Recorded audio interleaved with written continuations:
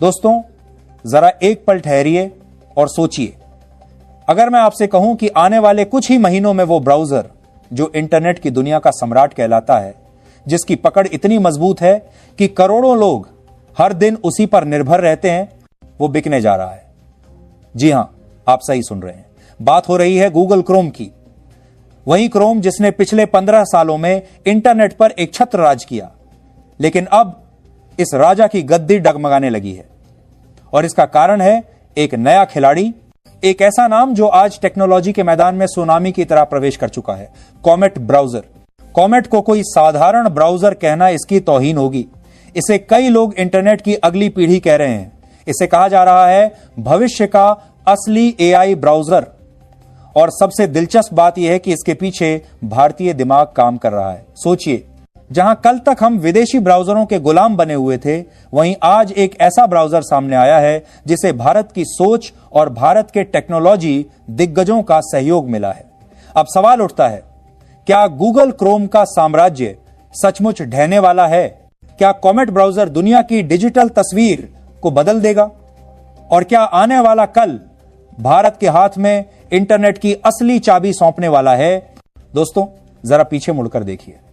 पिछले 1.5 दशक से हमारी डिजिटल जिंदगी का सबसे बड़ा साथी कौन रहा? जवाब साफ है, गूगल क्रोम। सुबह उठकर ईमेल चेक करना हो, ऑफिस का काम करना हो, सोशल मीडिया स्क्रॉल करना हो या किसी नए प्रोडक्ट की शॉपिंग करनी हो, हम सब क्रोम पर ही निर्भर रहे। क्रोम हमारी जिंदगी का हिस्सा बन चुका था, लेकिन धीरे धीरे इस निर्भरता ने एक खतरनाक मोड़ ले लिया। हम विकल्पहीन हो गए अगर क्रोम धीमा करने के लिए उसके बाद को हिस्सा बन चुका था। हो जाए तो भी हमें उसी पर रहना पड़ता है।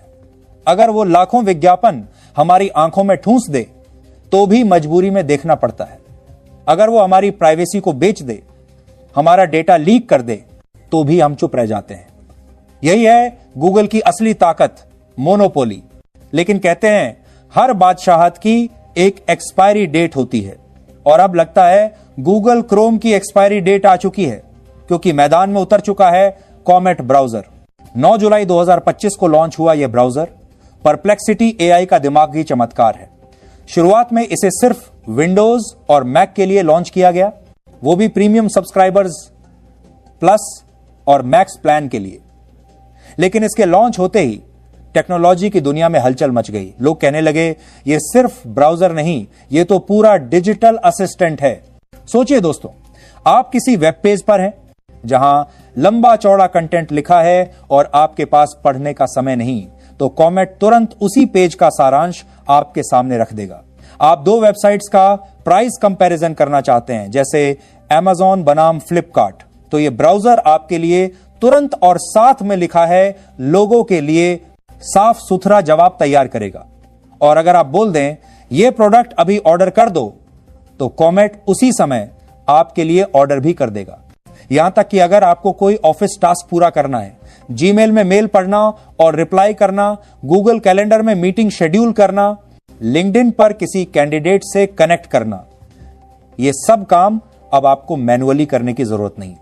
बस एक प्रॉम्प्ट दीजिए और कॉमेट आपका 24/7 पर्सनल डिजिटल असिस्टेंट बन जाएगा। कॉमेट की एक और ताकत है इसका सर्च इंजन। दोस्तों, गूगल की सबसे बड़ी खासियत यही रही है कि वो आपको लाखों लिंक दिखाता है, लेकिन असली सवाल यह है कि क्या हमें लिंक चाहिए या जवाब। गूगल पर अगर आप पूछें भारत का सबसे तेजी से बढ़ता एक्सपोर्ट सेक्टर कौन सा है, तो वो आपको 100 लिंक देगा। लेकिन कॉमेट अपने default perplexity AI search engine के जरिए आपको तुरंत एक कॉन्टेक्स्ट अवेयर, साइटेड और अपडेटेड जवाब देगा। यानी अब सर्च का मतलब है सीधे सवाल और जवाब, जीएम, वो भी बातचीत के अंदाज में। और अब सुनिए असली धमाका। कॉमेट ब्राउजर के सीईओ अरविंद श्रीनिवास, जो कि भारत के हैं, उन्होंने गूगल क्रोम को खरीदने के लिए $34.5 अरब की बोली लगाई है। जी हां, दुनिया का सबसे बड़ा ब्राउजर जो अकेले 65,070% मार्केट शेयर पर कब्जा किए बैठा है, उसे एक नई और उभरती कंपनी खरीदने की कोशिश कर रही है। यह सिर्फ पैसों की डील नहीं है, यह है एक स्ट्रैटेजिक वॉर। यह गूगल की मोनोपोली को सीधी चुनौती है।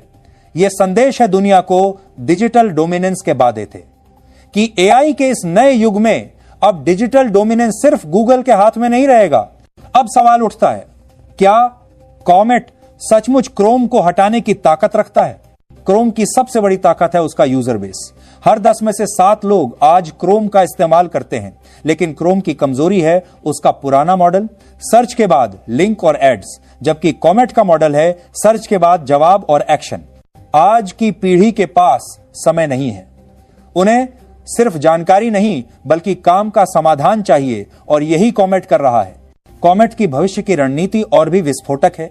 उसका प्लान है कि मोबाइल फोन कंपनियों से टाई अप किया जाए। सोचिए, अगर आने वाले फोन में क्रोम की जगह कॉमेट प्री इंस्टॉल होकर आए तो लाखों नहीं बल्कि करोड़ों यूजर बिना किसी मेहनत के सीधे एआई ब्राउजिंग इस्तेमाल करने लगेंगे।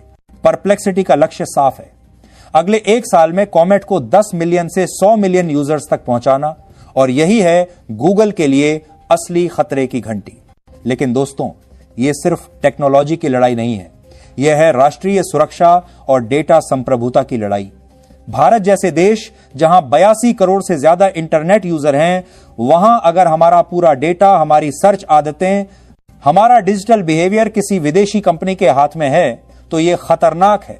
याद है व्हाट्सएप और फेसबुक का डेटा लीक? याद है एंड्रॉयड की मोनोपोली पर लगा जुर्माना? याद है यूट्यूब के एल्गोरिदम का बायस? यही है वो उदाहरण जो बताते हैं कि बिग टेक कंपनियां चाहें तो किसी भी देश की डिजिटल इकोनॉमी और लोकतंत्र पर असर डाल सकती हैं। भारत ने पहले भी इस मोनोपोली को तोड़ने की कोशिश की थी। 2020 में आया था क्विलियन ब्राउजर, लेकिन इकोसिस्टम और सरकारी सपोर्ट की कमी से वो टिक नहीं पाया। 2023 में आईआईटी और प्राइवेट डेवलपर्स ने भी प्रयास किए, लेकिन गूगल के दबदबे के आगे सब नाकाम साबित हुए। लेकिन अब 2025 में भारत का नया कदम सामने आया है, Indian web browser project. Electronics और आईटी मंत्रालय ने ऐलान किया है कि भारत अब खुद का स्वदेशी ब्राउजर बनाएगा।